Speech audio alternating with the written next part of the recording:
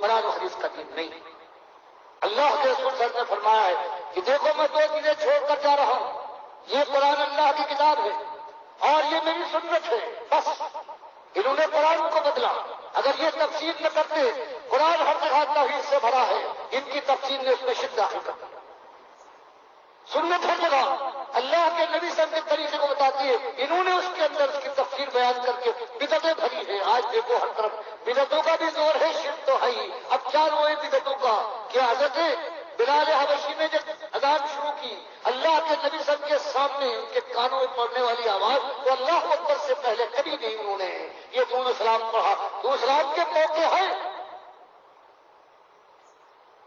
حضرت اللہ ابن عمر کی روایت کہ ان کے پاس ایک صاحب بیٹھے ہوئے تھے، ان کو چھینک آئی، انہوں نے کہا الحمدللہ والسلام علی رسول اللہ، کہ الحمدللہ اور سلامتی ہو اللہ کے رسول صلی اللہ علیہ وسلم پر. حضرت عبداللہ ابن عمر نے سننے کے بعد کہا اس کے آگے یہ بھی تو بڑھا دیا، اللہ ابھی تو امی، یہ بھی تو کہیں کہ تیرے باپ کے اوپر تیری ماں کے اوپر سلامتی. اس انداز سے کہا تھا وہ گھبرا گئے اور انہوں نے کہا کہ اس سے کیا غلطی ہوئی شیخ، میں تو سلامتی کی بات کی ہے. کہا ہاں سلامتی کی بات جب موقع ہوتا تھا ہم بھی کہتے سلام السلام، لیکن اس موقع پر اللہ کے نبی صلی اللہ علیہ وسلم نے الحمدللہ بتایا ہے، تم نے اپنی طرف سے پڑھا دیا. اس کا مطلب یہ کوئی کہے یہ اچھا ہے، یعنی نبی سب سے زیادہ ہی جاننے والے علم والے ہیں، نبی سب کو معلوم نہیں تھی تو یہ بدعت ہے. اس وقت یہ کفر بن جاتی ہے اور آج دنیا میں ہر جگہ یہ ہے. ایک اللہ کے نبی صلی اللہ علیہ وسلم کہہ دے اور ہمیشہ فرض نماز کے بعد ایک مرتبہ بھی انہوں نے مل کر دعا نہیں مانگی. لیکن یہ جو جمع کرنے والے ہیں ویسے مقتدیوں سے بات کہنے والے ہیں کہ یہ ضرورت ہے تم نے یہ نہیں کیا یہ کرو، یہ جمع کرتے ہیں روکتے ہیں اور جب تک مل کے یہ ہاتھ اٹھا کر دعا نہ کر لیں ان کا پیٹ نہیں بھرتا. قرآن کو بدلا، حدیث کو بدلا، سنت کو بدل ڈالا اور پھر امت ہے ان کو پیشوا مانتی ہے، ان کو لے کر چلتی ہے. اللہ فرماتا ہے کہ دیکھو جو طاغوت کو جس نے دین بدلا ہے اس کو اپنا پیشوا اور کارساز اور اپنا بڑا امام مانے وہ کافر ہے. اللہ فرماتا ہے والذین کفروا اولیاءہم الطاغوت، جو طاغوت کو اولیاء بنائے جنہوں نے دین کو بدلا ہے ان کو اپنا رہنما بنائے امام بنائے تو مالک کا فتویٰ لگتا ہے کہ وہ کافر ہے. اور مالک فرماتا ہے جو وَمَن يَكْفُرْ بِالطَّاغُوتِ وَيُؤْمِن بِاللَّهِ فَقَدِ اسْتَمْسَكَ بِالْعُرْوَةِ الْوُثْقَىٰ لَا انفِصَامَ لَهَا. اور جو ان طاغوت کفر کرے اور صحیح اسلام کے حلقے کو پکڑے تو اس سے ایک مضبوط حلقہ پکڑا ہے. آج یہ امت ہے یہ کفر اور شرک میں پوری طرح سے شرابور ہے.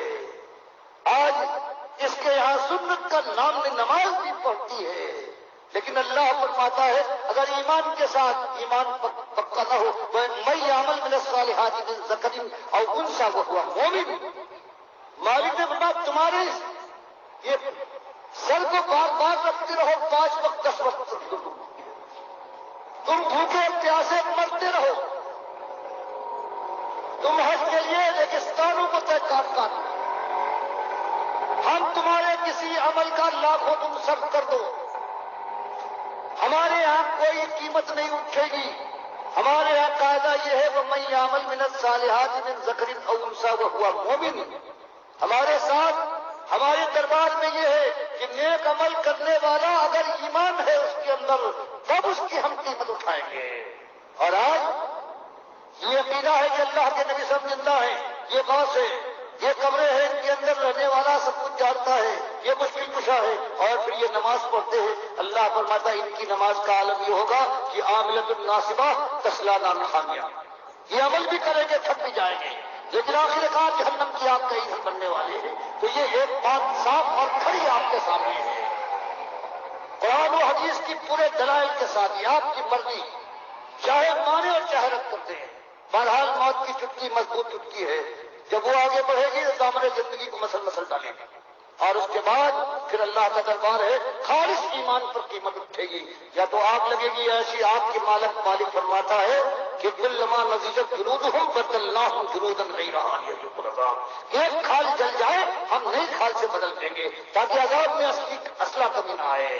مالک فرمایا فَقَدْ ثِيَابٌ مِّن نَّارٍ، ہم ان کے بدن کے لحاظ سے آگ کا لباس کٹوا کر ہم پہنائیں گے، اور یہ سب من فوق رؤوسہم الحمیم، سر کھلا رہ جائے گا جہنم کا ابلتا ہو، جس کی گرمی کا کوئی اندازہ نہیں ہے، یہ سب پر ڈلوائیں گے، اور چاہے سب ہی معافی بطون میں جلود، وہ پیٹ میں سر کو چیرتا ہوا اترنے کے بعد آنکھوں کو گلا ڈالے گا، جو کھال پر پھیلے گا وہ جھلسا دے گا، وہ لہو مقامع الحدید سورہ حج میں آتا ہے، اور اوپر سے مات پڑے گی گرم اور لوہے کے گرزوں کے ساتھ۔